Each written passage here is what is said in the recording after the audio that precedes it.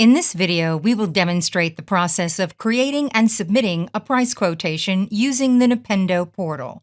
The process begins with the customer's request for a price quotation, RFQ, from its suppliers, continues with supplier quotations, followed by an internal bidding process performed by the customer and the selection of the leading offers, and culminates in a final request of suppliers to submit their best and final offer, BAFO, after which the winning offer will be selected.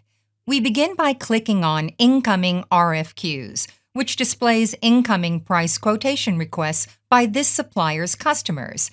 In the main screen, the supplier sees the request status, its number, description, submission date, and additional information.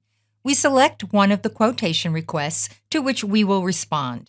The selected request requires us to first sign an NDA, after which we will be allowed to proceed, view the request details, and send our price quotation. After signing the NDA, we click on Approve. After clicking Approve, we're directed to the next screen, in which we see additional detail, the RFQ number, amount, and currency. In this example, we will use US dollar. We'll fill in the quotation number and the relevant time frame, for example, from today through Thursday. We can now view the details of the request, date, status, duration, and amount, as well as customer, buyer, and supplier details, and the statement, which is where we'll find the NDA we signed. We see that the request has been approved. Selecting External Documents will lead us to a set of documents associated with the price quotation, which the customer requires us to review. We might be directed to an external website where we'll be asked to enter a username and password. Thus far, we've looked at headline information, and we'll now dive into subcategories where we'll be asked to provide additional information. We click on the Items List tab, where we see that in line 10, we're asked to provide additional information. We continue to lines 20, 30, and so forth. In most cases, we'll be able to copy and paste information requested by the customer. We see the targeted price and the proposed price, which the supplier can change. Here, we see line details, item description, catalog number, required quantity, and again, the option to view additional documents as we saw before. We enter the price and move on to the other tabs.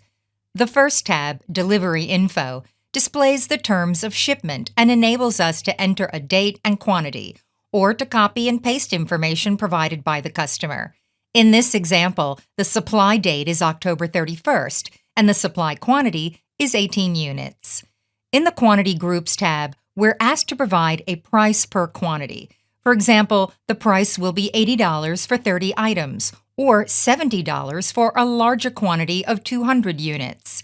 Here, we can see the quantity groups suggested by the customer, which we can copy and use in our proposal, and then add additional information around quantity groups and price per quantity. For example, $80 for a quantity of 20 to 30 items, $70 for 30 to 50, and $60 for the quantity range of 50 to 500.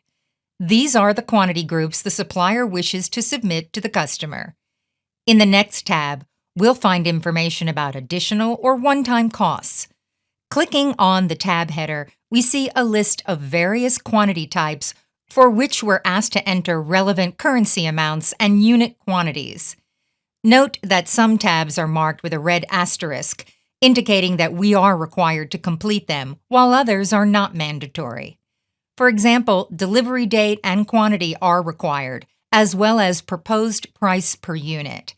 The customer requested additional information, but it is not mandatory. The supplier does not have to provide this information if it is unavailable or for any other reason. Another tab is labeled Components Price. When we click on Description, a list of raw materials opens, and we're given the option to enter additional pricing information for raw material. The Warranty tab includes information about the product warranty. We can indicate whether or not we provide warranty and for how many months. Buyer comments will appear here, and supplier comments can be added here. Comments will be included in the submitted offer. In this screen, we see all quotation details for line 10, line 20, and line 30. If the supplier does not wish to provide certain information, he or she can mark no bid and provide an explanation.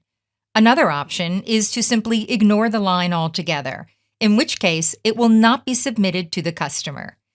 We have thus far entered and edited data, but the quotation has not yet been submitted.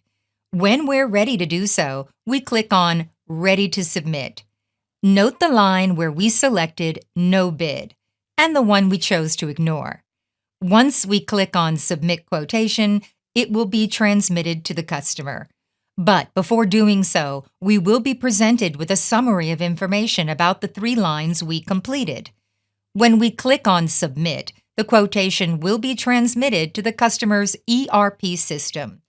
The customer will then conduct an internal bidding process around a select group of offers and will choose those with which they would like to proceed to the next phase. Let's return to the main screen, where we see all incoming RFQs from customers with which we're connected through the Nipendo platform. Here we find an example of a customer that has chosen to proceed with us and has therefore sent us a request for our best and final offer.